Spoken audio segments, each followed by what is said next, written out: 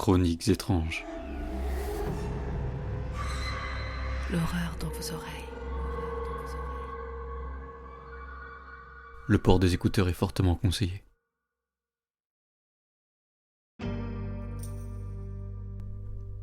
L'histoire que vous allez entendre aujourd'hui est particulière. Contrairement aux autres épisodes, elle ne repose pas sur un seul récit, mais sur un mélange de 3 affaires bien réelles. Pour l'instant, je ne vous en dirai pas plus. Gardez simplement ça en tête, et rendez-vous en fin d'épisode pour en comprendre toute la portée. Installez-vous, mettez vos meilleurs écouteurs, vous en aurez besoin. Tom et Isaac s'étaient connus sur les bancs d'un lycée. 10 ans plus tard, ils étaient toujours amis. Et chaque année, ils se retrouvaient pour ce qu'ils appelaient le road trip annuel. Une semaine à randonner dans les plus belles montagnes et forêts. C'étaient des connaisseurs dans le domaine. En 10 ans, ils avaient arpenté divers paysages dans différents pays. Cette fois, les 2 Américains avaient choisi une région peu fréquentée, à la frontière entre l'Alberta et la Colombie-Britannique. Une zone reculée, coupée des sentiers balisés, où seuls quelques chasseurs passaient encore l'automne. Les lieux semblaient à la hauteur de leur défi commun. Ils voulaient braver le froid du Canada ensemble. Ils étaient équipés. Des vivres pour plusieurs jours, une balise de secours, un filtre à eau, vêtements thermiques, et même une petite caméra pour filmer leur nuit sous les étoiles. Et surtout, ils avaient l'expérience. Celle qui apprend à lire le relief, à reconnaître un col, et à se repérer sans écran. La première journée se déroula sans encombre. La forêt était splendide. Troncs givrés, silence feutré, lumière pâle filtrant entre les pins. Le soir, ils plantèrent la tente près d'un ruisseau gelé, firent chauffer un café lyophilisé et s'endormirent en riant. Mais au matin, la neige avait recouvert la piste. Rien d'inquiétant, au début. Juste assez pour effacer les marques et brouiller les repères. Plus aucun sentier, plus de cairns. Et, plus étrange encore, plus un seul bruit d'oiseaux. Ils décidèrent de continuer vers l'ouest, pensant rejoindre la vallée. Et plus ils marchaient, plus le doute s'installait. Au bout de plusieurs jours, ils savaient qu'ils étaient perdus. Leur vivre diminuait. Isaac sortit la carte et la replia aussitôt. On n'a plus rien. Une barre de céréales, un peu d'eau et un fond de café. Tom savait. Il avait compté. Isaac parla d'un petit relais routier, à une 30aine de kilomètres, qu'il croyait avoir vu mentionné sur un blog. Il n'était pas très sûr de l'emplacement exact. Pas sûr du chemin non plus. Mais c'était la seule piste. Il proposa d'y aller seul, léger, juste une lampe, une boussole et son couteau. Il reviendrait avant la nuit, avec de quoi tenir encore 2 jours. Tom hésita. On devrait rebrousser chemin. C'est trop risqué. Isaac secoua la tête. Si on fait ça, on reviendra jamais. On abandonnera, tu le sais. On a fait le plus dur. Reste ici, monte la tente. Je reviens avec des conserves et on continue. Un pari risqué. Tom refusa d'abord, évidemment. Mais Isaac insista. Tom le regarda s'éloigner entre les troncs, jusqu'à ce que sa silhouette se fonde dans la forêt. Il monta seul la tente, alluma un feu, prépara le peu de café qui lui restait, et attendit. 1 heure, 2, puis la lumière déclina. Et Isaac ne revint pas. La nuit tomba lentement. Tom resta assis près des flammes. L'ambiance de la forêt avait quelque chose d'inquiétant. Il aurait pu économiser du bois, mais il préféra garder une bonne flambée. La lumière le rassurait. Il ne l'aurait pas admis, mais c'était vrai. Rester seul dans l'obscurité totale au milieu de nulle part, c'était trop. Il finit par entrer dans la tente et laissa le feu dehors. Le sommeil mit du temps à venir. Il se retournait sans cesse dans son sac de couchage. Le froid passait par les coutures. Et surtout, il y avait des sons. Au début, de simples craquements. Des branches peut-être, le bois qui travaille. Mais ils étaient trop espacés, trop lourds, comme des pas, lents et mesurés. Tom retint son souffle. Il tendit l'oreille. Plus rien. Puis ça recommença. Toujours à distance. Jamais tout près, mais suffisamment proche pour qu'il le sache. Il resta immobile, yeux ouverts dans le noir, à écouter.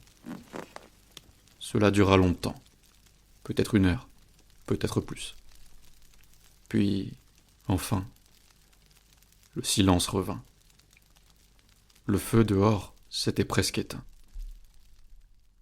Au matin, Isaac n'était toujours pas revenu. Tom sortit, fit quelques pas. Pas de traces fraîches, pas de bruit, rien que la forêt et le vent. Il passa la journée à chercher un endroit plus abrité. Il remonta le cours d'un ruisseau gelé, s'éloigna un peu du campement, puis revint sur ses pas. La forêt semblait plus dense, ou peut-être était-ce juste lui qui s'y perdait un peu plus. Il entendit de nouveau un bruit. Il s'arrêta net. Un choc, sec, contre un tronc, comme si quelque chose avait été lancé, ou qu'un animal s'était cogné. Il appela, 1 fois, 2, pas de réponse. Il rentra avant la nuit. Le soir, il fit un feu plus grand, plus de bois, plus de lumière. Il s'était dit que Isaac verrait les flammes de loin s'il s'approchait du campement. Il resta dehors, assis, mais il ne pensait plus vraiment au retour d'Isaac. Il fixait la forêt. Et c'est là qu'il la vit. Entre 2 troncs. Une forme, sombre, allongée. Presque humaine. Il crut peut-être discerner les cornes d'un cerf, mais sans conviction. L'ombre n'avait pas de contour net. Il se leva, appela 1 fois. Y'a quelqu'un ? Sa voix résonna sans écho. Rien ne répondit. Il fit quelques pas en sa direction. La silhouette recula aussitôt, comme aspirée dans l'obscurité des arbres. Il resta là un moment, figé, puis retourna vers le feu. Il se dit que c'était sûrement une illusion d'optique, un jeu d'ombre où cette chose, la pareidolie, quand le cerveau croit reconnaître des formes dans ce qu'il ne comprend pas. Mais au fond de lui, une pensée persistait. Et si je n'étais pas seul dans ces bois ? En reculant, il leva les yeux. La silhouette était réapparue, au même endroit qu'avant, toujours à la même distance de lui. Il la fixa quelques secondes, puis, sans savoir pourquoi, décida de regagner la tente. Il s'enfonça dans son sac de couchage. La chaleur du duvet lui arracha un frisson de soulagement. Un peu comme quand on se couchait sous la couette, en étant enfant. Le froid et la fatigue eurent vite raison de lui, malgré sa tentative de garder les yeux grands ouverts, et sa faim si profonde qu'elle lui tordait le ventre et lui cognait la tête. Le sommeil arriva, et avec lui, le rêve. Dans ce rêve, il courait, sans sac, sans veste. Ses pas étaient rapides, précis. Devant lui, à travers les troncs, un chevreuil détalait à toute allure. Il sentait son cœur battre fort, ses muscles brûler. La neige volait sous ses jambes. Il n'avait pas peur, pas froid, juste faim.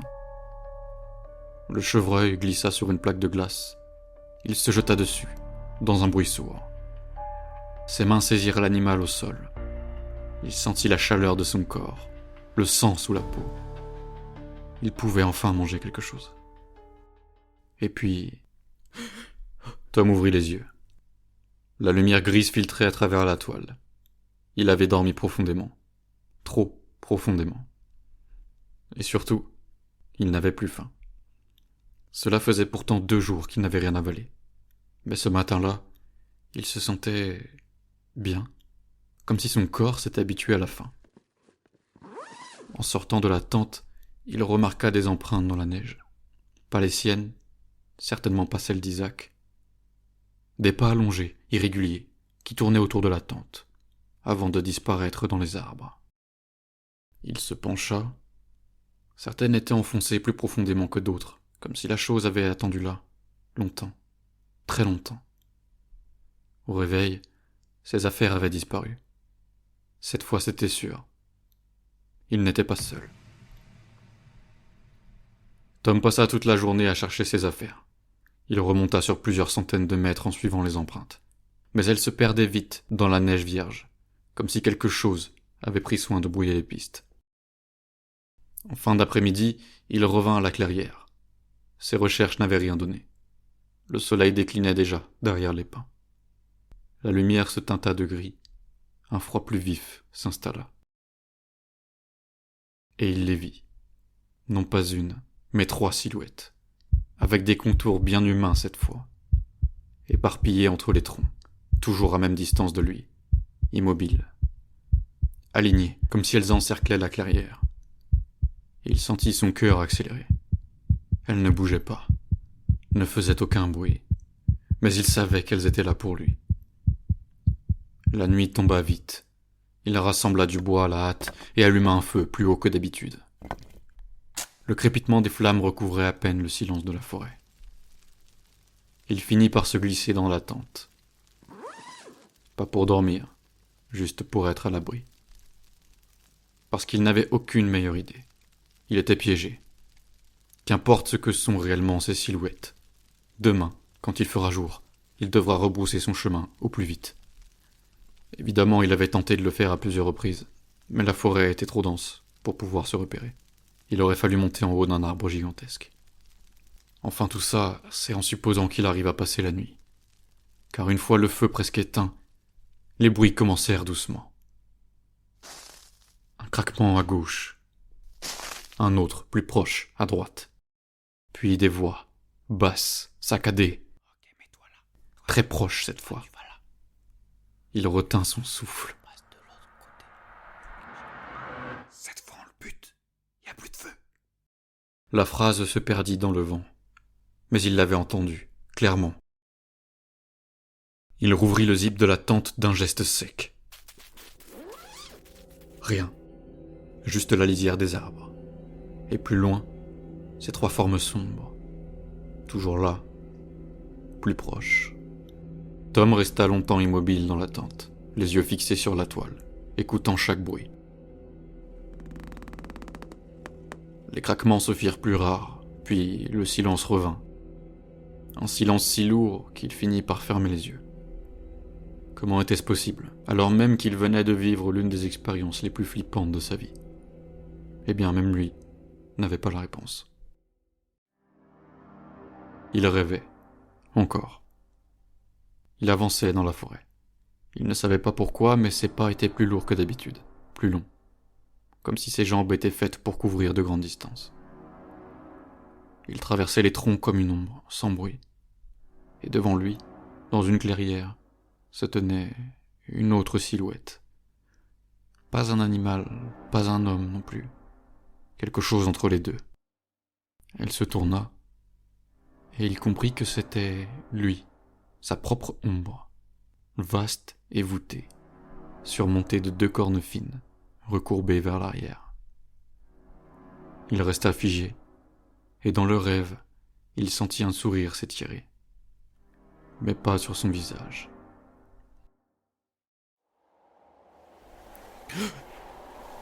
Tom ouvrit les yeux. L'air glacial s'engouffrait dans la tente. Une large déchirure barrait la toile, du sol jusqu'au sommet. Le feu était mort depuis longtemps. En sortant de son campement décharné, il se figea. À quelques mètres, 2 corps. On aurait dit d'autres randonneurs. Ou ce qu'il en restait. Des carcasses grises, entièrement vidées de leur chair, comme rongées de l'intérieur. Les os brillaient d'une fine pellicule de givre. Leur forme était méconnaissable. Il y avait du sang absolument partout. Ses mains tremblaient. Elles aussi étaient couvertes de rouge. Son sommeil avait été si lourd qu'il ne se souvenait de rien. Il recula lentement, et son pied heurta quelque chose. Il baissa les yeux. Des traces, à moitié effacées par le vent, allongées, irrégulières, identiques à celles qu'il avait vues autour de la tente, mais plus grandes, beaucoup plus grandes. Tom marchait depuis l'aube. Il avait quitté la clairière, décidé à quitter cette forêt, qui à marcher jusqu'à l'épuisement. Ses mains étaient engourdies, ses lèvres fendillées par le froid. Chaque inspiration brûlait ses poumons. Il avançait sans vraiment savoir où il allait. Ses yeux cherchaient un signe, n'importe quoi, qui prouve qu'il n'était pas le dernier vivant ici. Et puis, au détour d'une pente douce, il l'aperçut. Une cabane en bois, sombre, posée sur un replat enneigé. Une mince colonne de fumée s'élevait de la cheminée. Son corps se serra. Il accéléra, trébuchant sur les racines couvertes de glace, manquant de tomber à plusieurs reprises. Plus il approchait, plus la chaleur d'un feu derrière ses murs lui paraissait réelle. Il grimpa les 3 marches du perron et frappa. Fort, 3 fois. La porte s'ouvrit.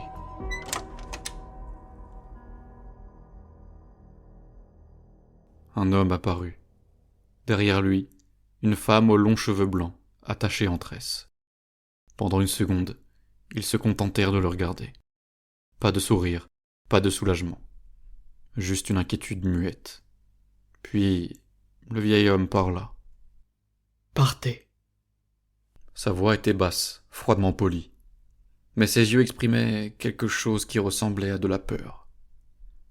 Tom cligna des yeux. Je suis perdu, je cherche mon ami, Isaac. Vous l'auriez vu ? Un silence pesant. La femme détourna le regard. L'homme inspira longuement, avant de répondre. Oui, on l'a vu. Tom fit un pas en avant. Où est-il ? Le vieil homme hésita, puis sortit sur le perron. Suivez-moi. Ils contournèrent la cabane.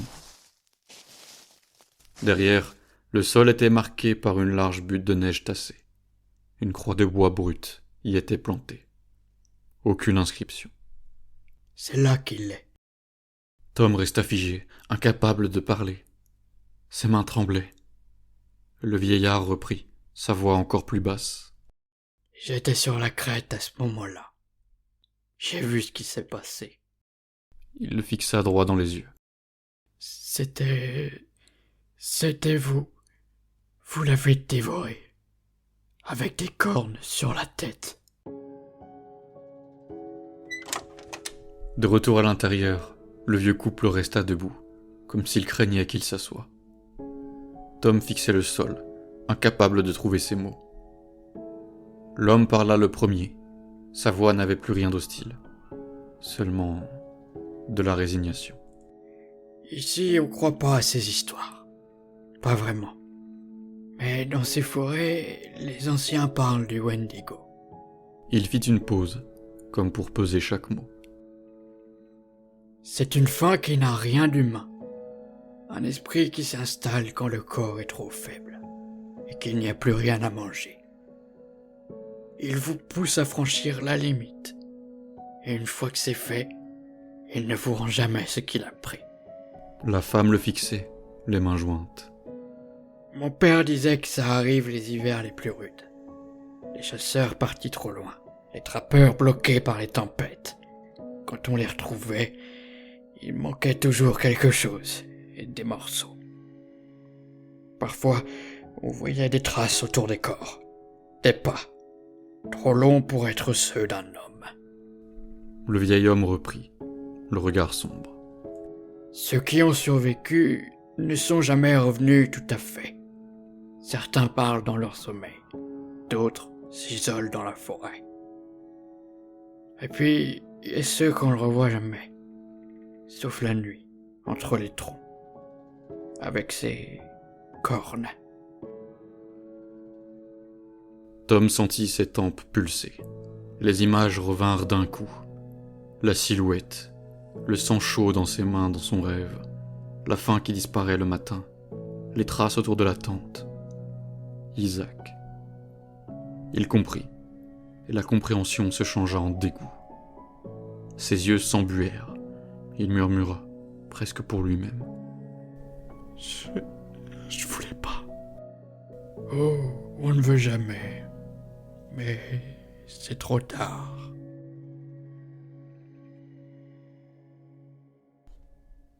Tom hocha lentement la tête.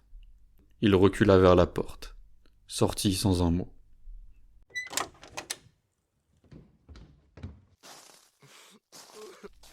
Il marcha droit vers la petite dépendance à quelques mètres de la cabane. Un abri de fortune, où étaient rangés quelques outils, du bois et un vieux fusil. Il y entra, referma derrière lui. Le silence revint.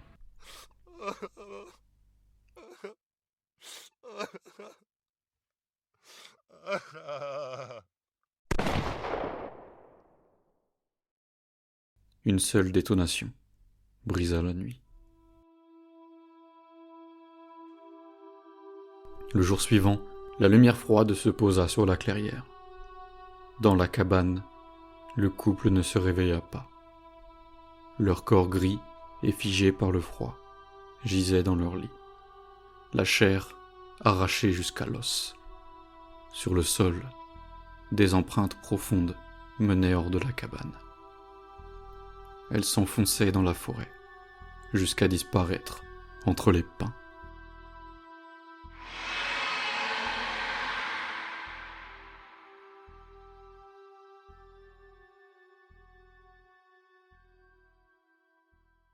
Dans les légendes amérindiennes, le Wendigo est l'ombre de la faim, un esprit qui s'infiltre dans l'homme affamé et l'y enferme pour toujours.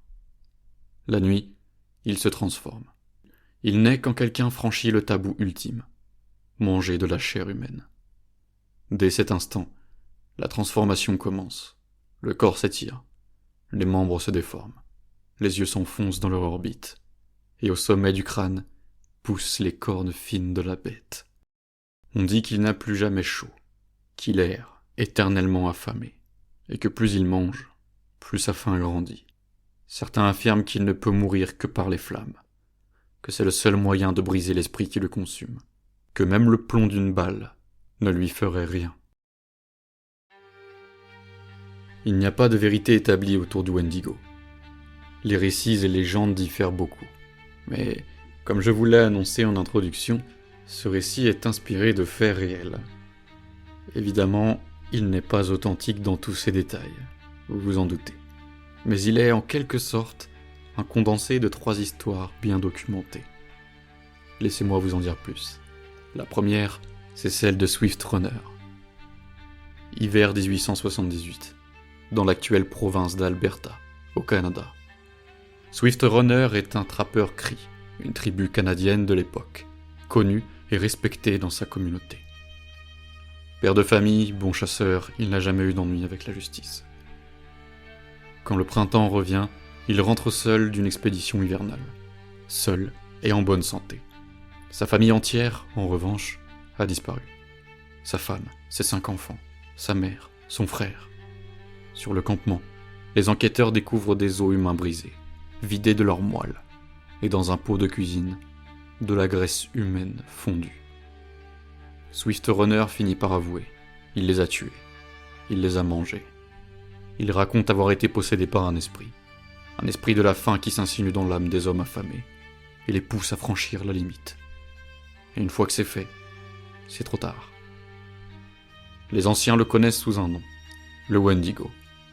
Jugé et condamné à mort, Swift Runner est pendu en décembre 1879. Les témoins de son exécution racontent qu'il était calme, presque soulagé.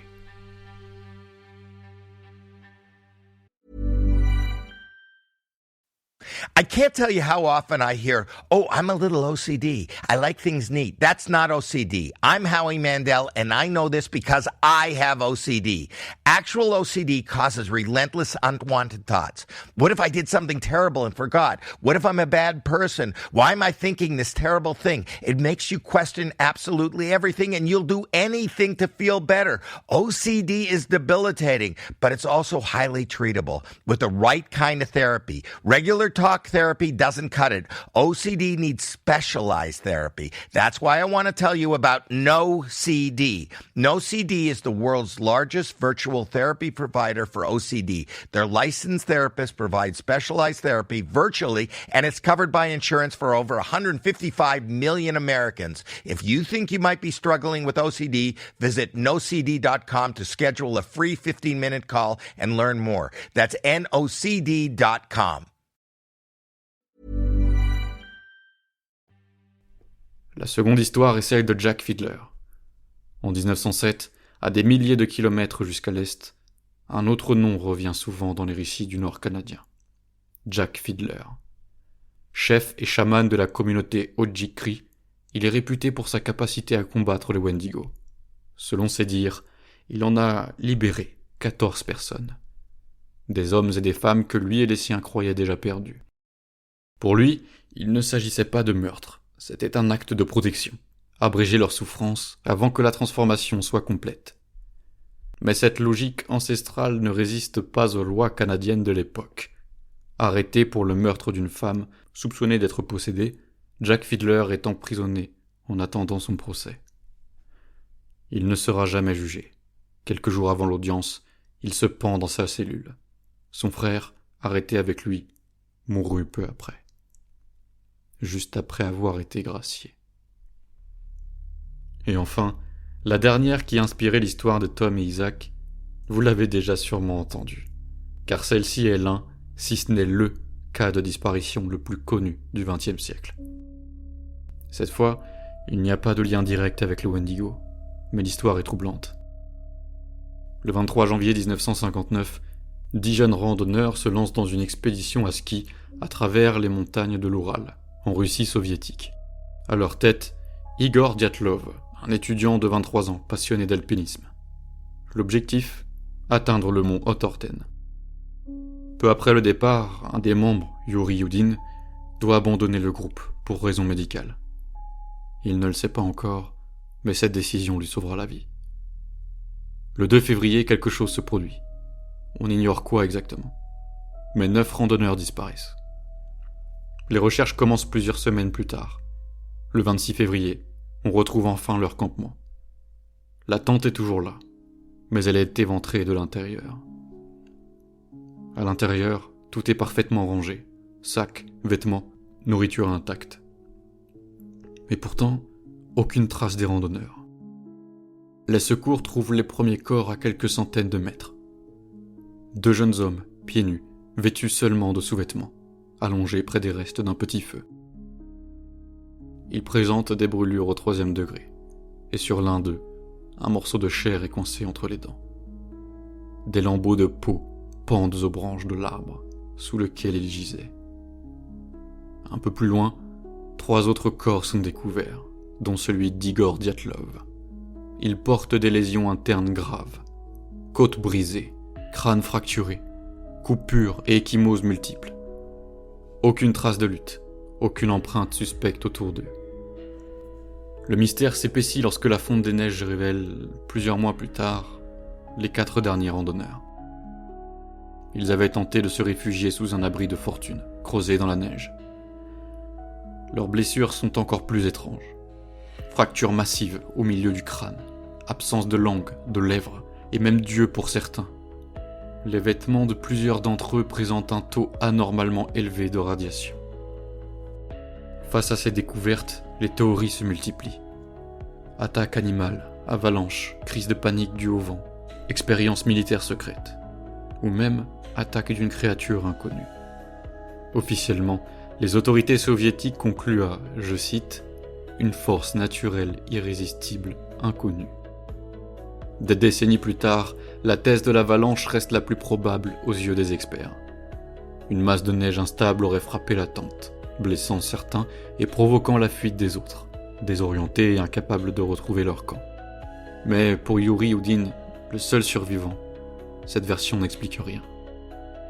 Il était convaincu que ses amis, tous expérimentés, n'auraient jamais paniqué face à un danger naturel. Jusqu'à sa mort, il a accusé l'armée soviétique d'être impliquée. Aujourd'hui encore, plus de 60 ans plus tard, l'incident du col de Dyatlov reste l'un des plus grands mystères de l'histoire de l'alpinisme. Et peut-être que la vérité, elle aussi, repose quelque part, enfouie sous la neige de l'Oural. Voilà, cette histoire change un peu des autres, j'espère qu'elle vous a plu. Si c'est le cas, n'hésitez pas à me le dire. Peut-être que j'en ferai d'autres. Sur ce, je vous dis à bientôt, si vous osez revenir.